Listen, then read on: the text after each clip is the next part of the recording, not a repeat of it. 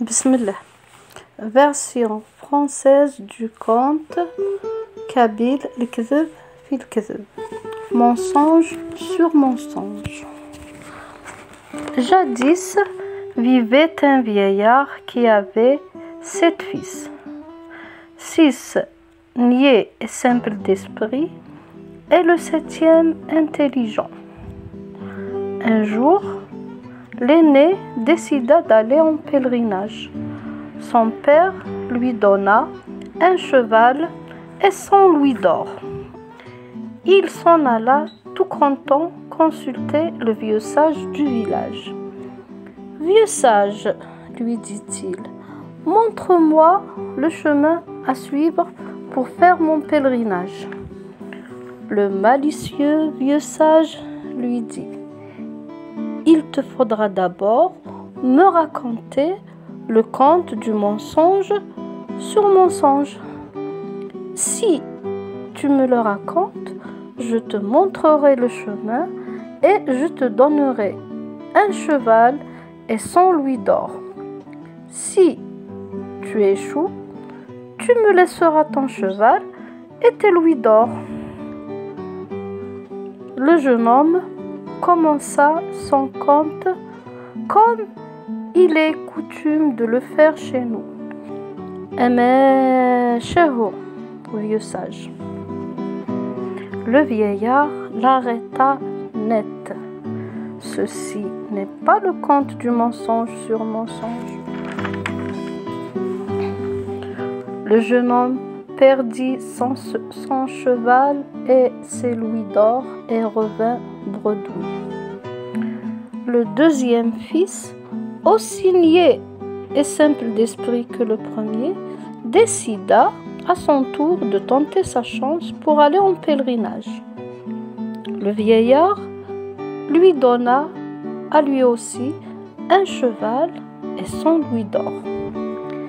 Il s'en alla voir le vieux sage du village, qui lui proposa le même marché qu'il avait proposé à son frère aîné. Mais il n'eut pas plus de chance que ce dernier. Ce fut au tour du 3e, du 4e, du 5e, puis du 6e frère. À chacun, le vieillard donna un cheval et 100 louis d'or, mais tous les perdirent dans leur quête du pèlerinage. Aucun d'eux ne réussit l'épreuve de raconter le conte du mensonge sur mensonge. Tous ont commencé leur conte par un méchého. Le cadet, qui était le plus intelligent des 7 frères, voulut lui aussi tenter sa chance. Pour ne pas le léser, son père lui donna, comme à ses aînés, un cheval et 100 louis d'or. Le jeune homme s'en alla chez le vieux sage du village. Voici ce qu'il lui proposa. « Vieux sage, lui dit-il, si je te raconte le conte du mensonge sur mensonge, en plus de me montrer le chemin, tu me rendras tout ce que tu as appris à mes frères, et tu me donneras un cheval et 100 louis d'or. » Le vieux sage regarda attentivement le garçon, réfléchit un moment, puis accepta le marché. Contrairement à ses frères, le jeune homme ne commença pas son conte par un méchého. Il le commença ainsi: « Que les prières de Dieu soient sur toi, vieux sage. Je me souviens, comme si c'était aujourd'hui, du jour du mariage de ma mère. Elle était sur un cheval et moi, j'étais assis derrière elle. Derrière nous, les femmes tapaient du tambour lançaient des you-you et chantaient. Devant nous, les hommes ouvraient le chemin à coups de carabine qu'ils tiraient en l'air. Arrivés devant la maison familiale, nous trouvâmes la cour recouverte de pieds de fèves. En effet, la marmite dans laquelle cuisait la soupe de fèves pour le dîner déborda. Toutes les fèves sortirent les unes après les autres, s'enracinèrent dans la cour et en un clin d'œil germèrent. Et voilà des racines, des tiges, des feuilles, puis des pieds de fèves alourdis de gousses. À présent, je devais réfléchir et trouver le moyen de récolter autant de fèves vieux sages. À la main, je n'aurais pas fini avant un siècle avec une fossile pareille, kif kif. J'ai donc décidé d'utiliser des ciseaux. C'est avec des ciseaux que j'ai récolté mes fèves vieux sages. Une fois mes fèves récoltées, il me fallait les décortiquer. Et pour cela, j'avais besoin de bœufs et d'une vaste place.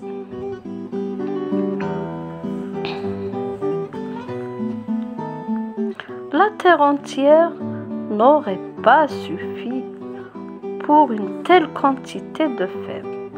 J'ai donc décidé de les décortiquer sur un arbre. Mais quel arbre? Sur un aulne, vieux sage. Voulez-vous savoir comment j'ai procédé pour transporter mes fèves sur l'aulne? Le jeune homme regarda espièglement le vieux sage. En marquant un temps d'arrêt, le vieillard, pris par le cours de l'histoire, ouvrit grand les yeux et les oreilles et attendit patiemment la réponse. Le jeune homme continua ainsi. Eh bien, j'ai sollicité l'aide des moustiques du village. Chaque moustique transporta sur son dos une gousse de fèves. À présent, il me fallait faire monter mes bœufs sur l'aulne. Là, vieux sage, je n'ai pas eu à réfléchir par deux fois. Je leur ai donné à manger des raquettes de figuier de Barbarie.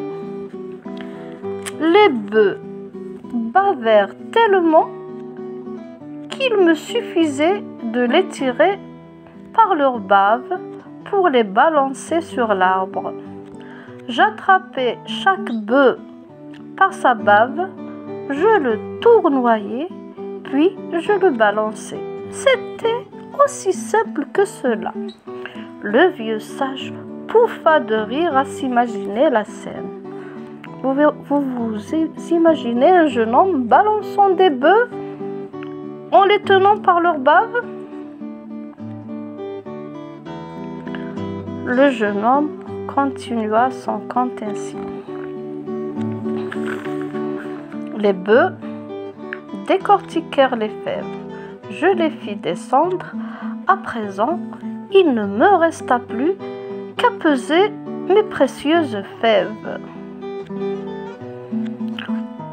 Aucun ustensile de mesure ordinaire ne fut assez grand pour cela. Savez-vous avec quoi j'ai pesé mes fèves, vieux sage? Vous ne devinerez jamais. Eh bien, c'est avec la chéchilla d'un gland que j'ai pu m'acquitter de cette tâche. Une fois mes fèves pesées, je devais les ramener à la maison. Les moustiques étaient trop fatigués pour les solliciter. Je ne pouvais donc plus les rappeler. J'ai donc été chercher le vieux coq de ma grand-mère. Il transporta toutes les fèves.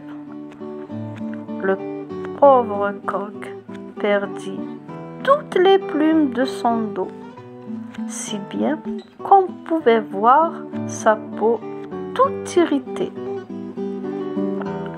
Pour le soigner, j'ai utilisé des graines de pastèque. Voulez-vous savoir ce qui advint après cela? Le vieux sage écarquilla les yeux dans l'attente d'un autre gros mensonge, comme tous les précédents. Le jeune homme continua ainsi. Dès que j'eus déposé les graines sur le dos du coq, elles germèrent et il en sortit des pastèques aussi grande qu'un village.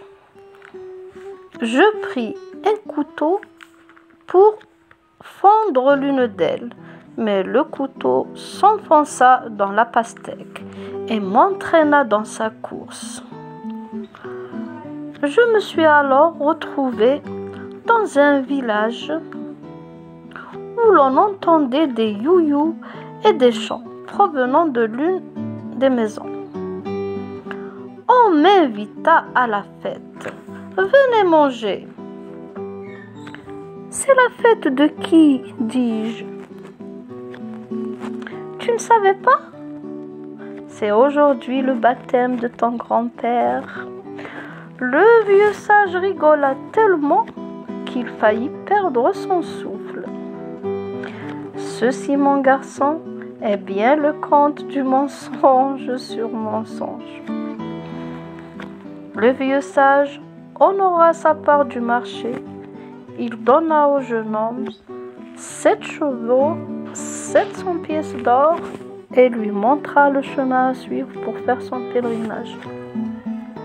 Notre pèlerin revint chez lui et ils firent en son honneur une fête qui dura 7 jours et cette nuit.